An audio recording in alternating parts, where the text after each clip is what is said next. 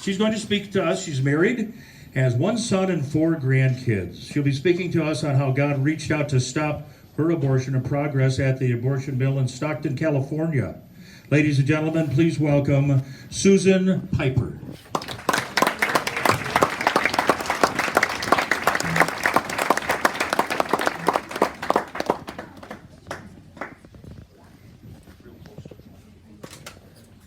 Well, hey, I'm Susan. Deb? Where's Deb?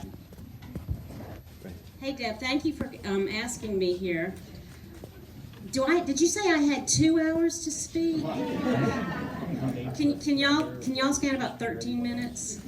Okay, because I've timed this. I timed it in front of my son, and he's heard this story so many times on account of, it's about him. But I timed it once and it was 8 minutes. And I said, well, that's good. He said, Mama, you left out my entire childhood. I said, I'll try not to do that again. But thank you so much for having me. I've rarely, in the past 39 years, shared this story. I've shared it with small groups, with friends, obviously with family.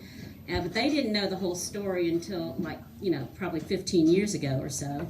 But, and I've had people contact me and asked me if they could use my story to influence another woman who was having to make a decision and was going down the wrong path.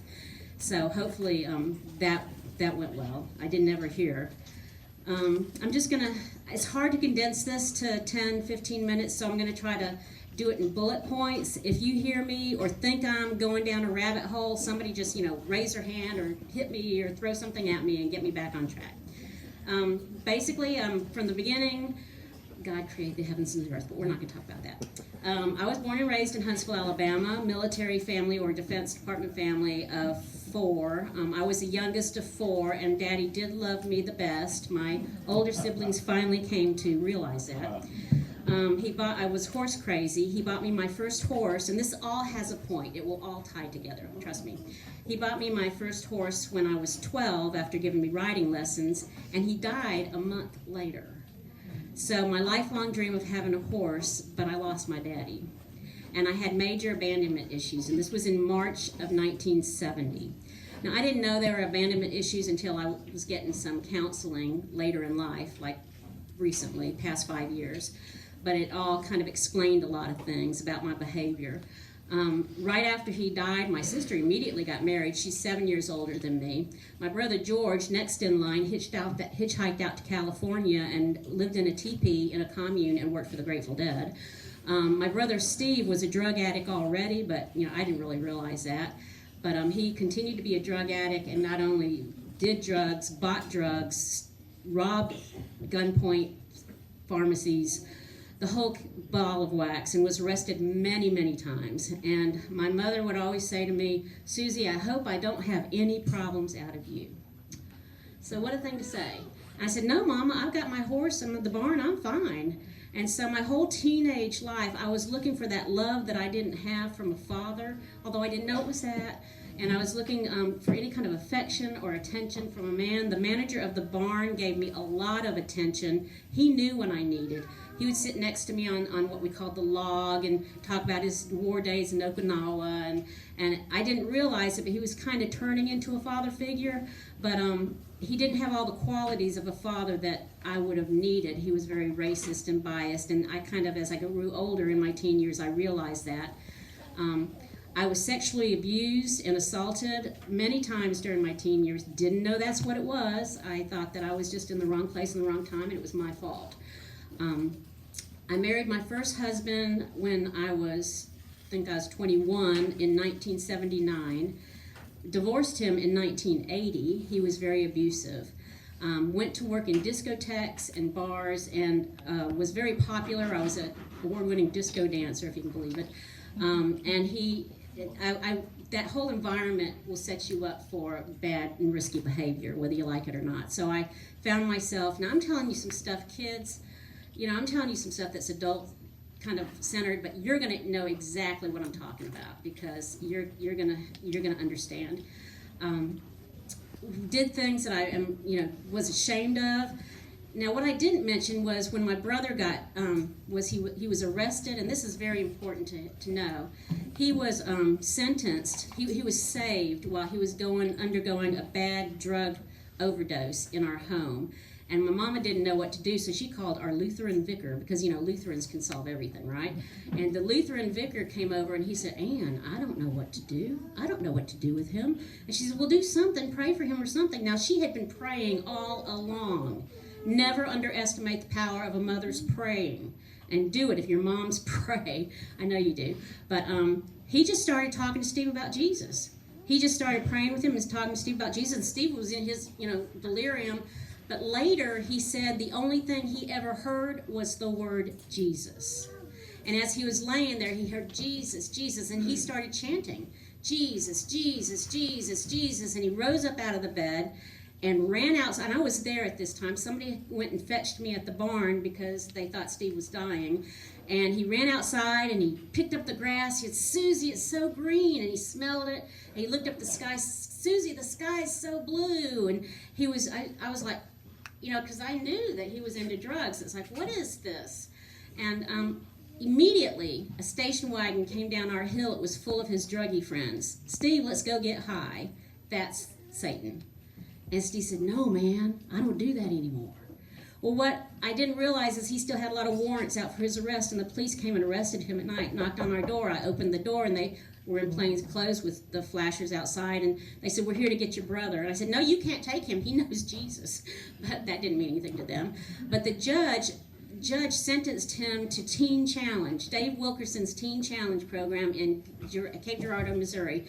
And so Steve was on fire for the Lord, just soaking it in and just loved Jesus and whatever he could do for him. And when he came home, he told me about Jesus. In November of 1977, I was born again in my bedroom, in my bed, dedicating my life to the Lord. Didn't know what to do with that, but I knew I was a changed woman as soon as it happened. And so from that point on, I had been to Sunday school my whole life in the Lutheran church and confirmed. But from that point on, if I was doing something wrong, if I was sinning, I was under conviction. Didn't really know what that word meant, but I knew, somebody's watching. So anyway, after this divorce and after the discotheque, I just left town after the rape. I left town and I moved to Texas and managed a horse riding stable there, and was working at full-time at an architect firm in downtown Austin. And my brother, the one that hitchhiked out to California, said, Susie, come on out to, is that a train? Okay, I was just curious. He said, come on out to California before you settle down. See what's out here. And so he encouraged me, and I drove out there to California, still, looking for love and affection and attention. Got that, because I was real cute from Alabama. And it was in the Sierra Nevada foothills, gorgeous country, God's country. And met a man who was, said he was going after a divorce. He was married, but he's married his wife from Korea so she could get her citizenship. And she was somewhere else living with some other man, and they had a daughter. And he was telling me all this, but I assumed the divorce was pretty soon. So we were active, intimate and everything. And I wasn't on birth control at that point. I had gotten birth control as a teenager for free from Planned Parenthood in Huntsville. Don't get me started. But anyway, too late. Anyway, I knew the night, I knew the hour, I knew the day that I conceived. I was scared. The symptoms happened. I was scared. I didn't know what to do. I was 25. I wasn't a teenager. I had a lot of college under my belt. I'd been around. But I found myself pregnant. I called my family in Alabama and told them, and first they had to get over the fact that I was pregnant and so far away, and this just doesn't happen to our family. And so they just ignored me basically, and they didn't give me the support. I didn't know what I needed, but I know I wasn't getting it from them. And I was scared and I was angry and I didn't know what to do, so I needed to know I was pregnant. So I went to Planned Parenthood in Sonora, California. They confirmed my pregnancy and handed me a brochure of abortion clinics. And I was a little confused because, nothing about adoption. Isn't that like an option? And I think I saw a pamphlet for adoption in their little thing, but they never handed that to me. So I called my family again, told them what I was going to do, and instead of saying no, they were still just stunned. We just never talked about this when I was growing up. This just never came up. So I made the appointment in Stockton. My brother George had to go down there for business anyway, so he would drive me. I was walking out the door at 8:30 in the morning, and the phone rings. And it's my brother Steve and his wife, Strong Christians, Tallahassee, Florida, youth ministry, saying, "Please, Susie, don't do this. We will take the baby. Please don't do this." I was so angry. I said, "Where were you 2 weeks ago when I called you? Where was this support 2 weeks ago? Look, I got to go. It's late. Bye." What I didn't realize until much, much, much later is that she had just miscarried within the last 2 weeks, and that's why they couldn't support me. They were grieving. But she said that I was on a prayer chain, and that there were people praying for me all around the country. Now, this was by phone trees, and it was Pentecostal, Assembly of God, charismatic, raise your hands in the air prayers. So I figured they were really close to God, but that wasn't going to touch me. Let me tell you here, a little sidebar.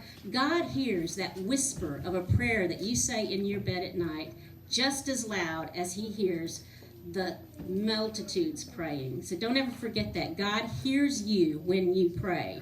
He hears you. So anyway, I went down to Stockton, slammed the phone on her, went down to Stockton. My brother dropped me off. I walked in the clinic, registered, sat down at this bench next to this other woman. She could tell I was nervous. I didn't know what to expect. I really didn't. I just didn't know anything. I felt so, in a cloud, deluded.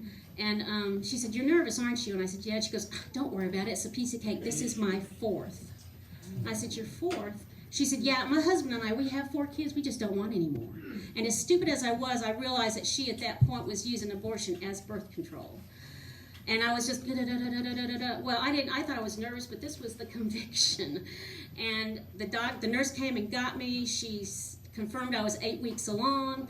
She took me into the room. I was on the table. My feet were in the stirrups. The procedure started. I was starting to cramp, and all of a sudden, the doctor stopped. Now, they rotate these abortion doctors. Every doctor in the valley has to take a turn, and he just stopped.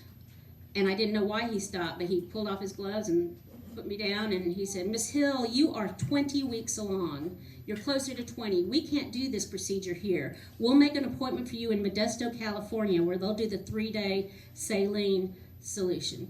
Now, I didn't know anything about anything, but I had seen pictures. Somehow God had put those pictures in front of my consciousness at some point in my life of what it looks like to do a 3-day saline abortion.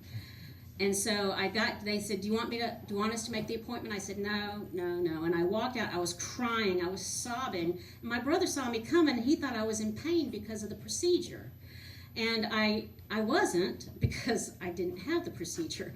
And I got in the car, and he looked at me, and I said, "George, the doctor said I wasn't 8 weeks. George, he said I was 20 weeks. I mean, that means it's a baby. He was going to send me to Modesto, and I was going to have 3 days. But if it's that, it's not just cells, it's a baby, right, George?"